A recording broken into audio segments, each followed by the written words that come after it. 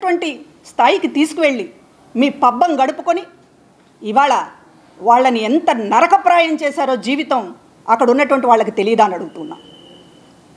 మీరు మాట్లాడేటటువంటి ప్రతి మాట వెనుక ఒక మోసం, ప్రతి మాట వెనుక ఒక దగ ఈరోజు కనబడుతూ ఉన్నాయి. ఇవాళ పరామర్శకు వెళ్తూ ఉన్నారు, మీ రాజకీయ ప్రయోజనాల కోసం పరామర్శ చేస్తున్నారు. నేను అడుగుతూ ఉన్నాను, వైఎస్ఆర్ కాంగ్రెస్ పార్టీలో జీవితాలు తలకిందులైనటువంటి కార్యకర్తలని మీరు ఎప్పుడైనా గుర్తు చేసుకున్నారా?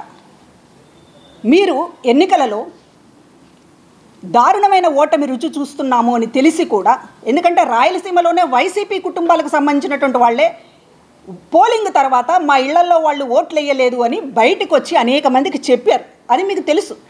అయినా కూడా ఐపాక్ మీటింగులో నిలబడి మనకి గతం కంటే ఎక్కువ సీట్లు వస్తాయని ఛాలెంజ్ చేసి మరి చెప్తే మీ మాటలకి పడిపోయి మోసపోయి బెట్టింగులకు పాల్పడి జీవితాలు తారుమారు చేసుకున్నటువంటి పరిస్థితి ఉంది.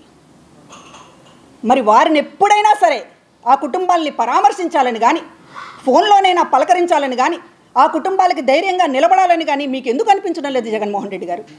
మీకు రాజకీయం అవసరమైనప్పుడు పరామర్శ గుర్తొస్తుంది, సంవత్సరం తర్వాత 2 సంవత్సరాల తర్వాత కూడా ఒక చావుని రాజకీయం చేయడం ఎలాగనేటటువంటిది మీరు పావులు కదపగలరు. కానీ ఒక కార్యకర్త కుటుంబం రోడ్డున పడింది అని మనసుకి కించిత్ కూడా బాధ లేకపోవడమే మీ రాజకీయ పతనం. ఇవాళ మాట్లాడుతూ ఉన్నారు, కమ్మవారు మాతో ఉన్నారు. కమ్మవారు అంట, వారు ఎప్పుడయ్యారు కమ్మవారు? ఆంధ్ర రాజధాని కమరావతి అన్నారే. ఒక సామాజిక వర్గాన్ని మిగతా కులాలందరూ ద్వేషించేటట్లు ఒక చాలా గొప్ప ఎఫర్ట్స్ పెట్టారే, అప్పుడు ఏమైంది కమ్మవారి సంగతి? ఎలక్షన్ కమిషన్కి కమ్మ కులాన్ని అంటగట్టినప్పుడు ఏమైంది మీ రాజనీతి? మీ స్టేట్స్మెన్ నేను ఒక బాధ్యత కలిగినటువంటి ముఖ్యమంత్రి స్థానంలో ఉన్నాను అనేటటువంటి కనీసం సోయి ఆ రోజున ఏమైంది? ఇవాళ తలకిందులు అయ్యేటప్పటికీ తన పక్కన ఉన్నటువంటి ఒకళ్ళు ఇంకొకళ్ళు జైల్లో ఉన్నటువంటి వాళ్ళని తలుచుకుంటూ వీళ్ళందరూ నాతో ఉన్నారు కనుక చంద్రబాబు గారికి డైజెస్ట్ అవ్వడం లేదనేటటువంటి పద్ధతిలో మాట్లాడుతున్నారు. ఒక కులం మీద ద్వేషం రంగరించి నూరిపోసినటువంటి ముఖ్యమంత్రి ఈ దేశ చరిత్రలో బహుశా జగన్మోహన్ రెడ్డి తప్ప మరొకళ్ళు లేరు.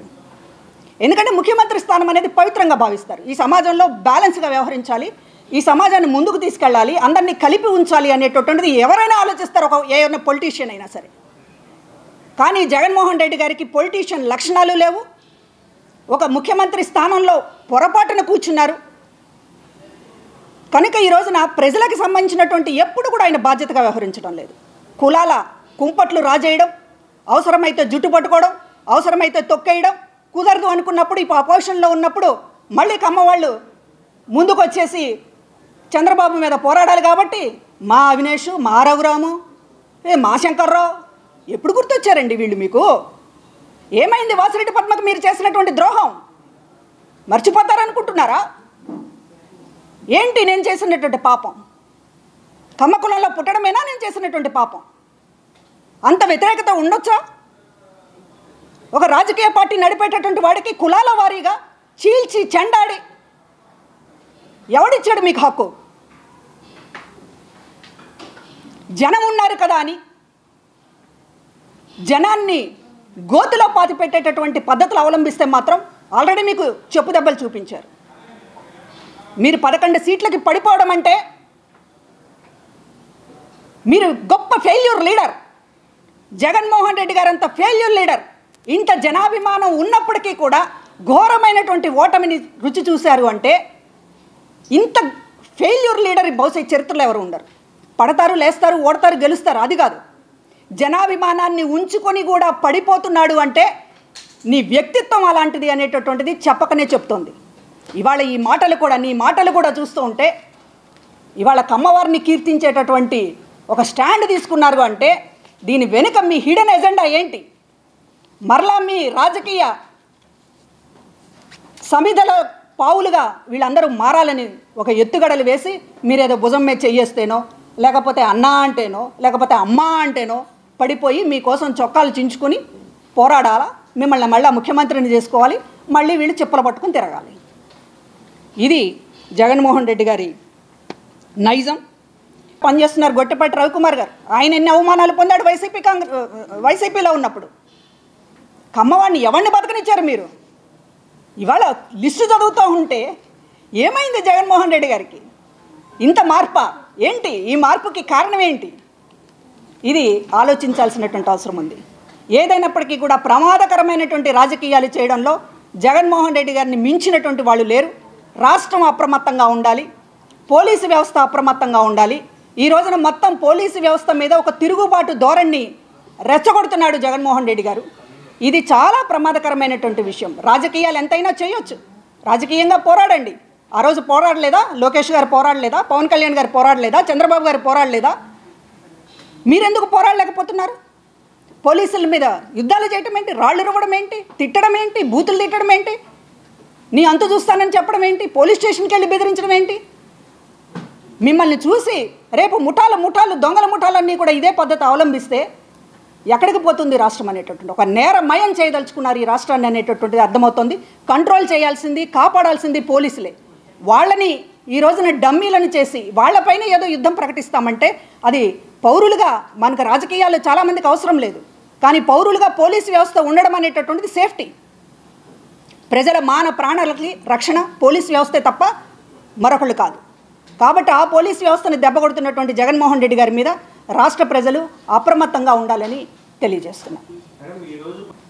అలిమి కానటువంటి పద్ధతుల్లో చేయడం అనేటటువంటిది వల్ల ఏదైనా జరగవచ్చు. ఇవాళ ఇద్దరు ప్రాణాలు పోవడానికి జగన్మోహన్ రెడ్డి గారి కారణం కాదా? పోలీసుల పర్మిషను ఏమి 100 మందే వెళ్ళాలనుకున్నారు, 100 మందితో వెళ్ళండి. ఇంకొకసారి రోడ్ షో పెట్టుకోండి, ఇంకొకసారి పబ్లిక్ మీటింగ్ పెట్టుకోండి. యాత్రలకి, పరామర్శలకి, రోడ్ షోలు, పరామర్శలకి, పైగా ఆత్మహత్య చేసుకున్నటువంటి మనిషిని పరామర్శించడానికి వెళ్తూ పూల వర్షం ఏంటండి? ఏంటి కల్చర్? అంటే మీరు కీర్తించడానికి, రోడ్ల మీద మీరు కీర్తించబడడానికి ఆత్మహత్యలు కావాలా? చావులు కావాలా? ఖచ్చితంగా మనిషిని గుద్దేసి వెళ్ళిపోతుంది అని అంటే రోడ్డు మీద ఎవరైనా ఆగుతారు? చివరికి అందరూ తొక్కుకుంటూ వెళ్ళిపోతే మళ్ళీ ఒక పోలీసే తీసుకెళ్ళి హాస్పిటల్లో జాయిన్ చేశాడు. ఇంత దౌర్భాగ్యం ఎక్కడన్నా ఉంటుందా? చివరికి ప్రెస్ మీట్ దగ్గరికి వచ్చి కూడా, మీడియా ముందుకు వచ్చి కూడా, ఇద్దరు నా యాత్రలో చనిపోయారు, ఇది చాలా దురదృష్టకరం, నేను ఆ కుటుంబాలకు అండగా ఉంటానని ఒక్క మాట జగన్మోహన్ రెడ్డి గారు చెప్పలేకపోయారంటే ఆయన గుండె స్థానంలో ఉన్నది పెద్ద బండరాయి అనేటటువంటిది పదే పదే నిరూపించుకుంటున్నారు.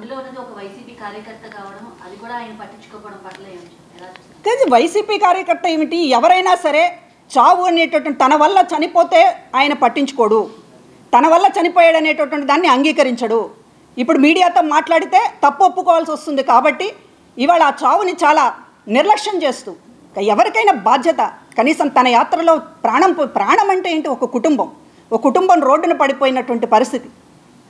అట్లాంటి దాన్ని కూడా మానవత్వంతో వ్యవహరించకపోతే ఎప్పుడో సంవత్సరం క్రితం చనిపోయిన దాన్ని రాజకీయం చేయడానికేమో వస్తారు. ఏ రూల్స్ పాటించకుండా అరాచకంగా యాత్ర చేస్తారు. అందులో ఇద్దరు చనిపోతే దాని మీద కనీసం బాధ్యతగా కూడా చిన్న ప్రకటన ఉండదు అంటే ఏంటిది? ఏమి రాజకీయం ఇది? దీన్ని భరించాలా? ఈ రాష్ట్రానికి అవసరమా ఇంత రాజకీయ వైపరీత్యాన్ని? ఎక్స్ట్రీమ్ పాలిటిక్స్ అంటారు. అంటే అసలు ఎవరికి లేనటువంటి అసాధారణమైనటువంటి లక్షణాలు ఇలా చూపిస్తూ ఉంటే దీన్ని భరించడం రాష్ట్రానికి అవసరమా? కొన్ని సెక్షన్స్ ఎప్పుడూ ఉంటాయి. అరాచకాలను ప్రోత్సహించేటటువంటి వాళ్ళు, అరాచకంగా ఉంటేనే బాగుంటుందని కోరుకునేటటువంటి వాళ్ళు ఉంటారు. అత్యంత కావాలి, దొంగ దెబ్బ తీయటం కావాలి, దొంగలు ఉంటారు. ఏం కంట్రోల్ చేయగలుగుతారు? పోలీసు పర్మిషన్ ఇవ్వలేమో అనుకున్నదా? అందుకే నేను రాజీనామా చేసినప్పుడు నేను అని చెప్పాను, పార్టీని నడపడంలో జగన్మోహన్ రెడ్డికి బాధ్యత లేదు, ప్రభుత్వం నడపడంలో బాధ్యత లేదు, సమాజం పట్ల జగన్మోహన్ రెడ్డి గారికి అంతకంటే బాధ్యత లేదు.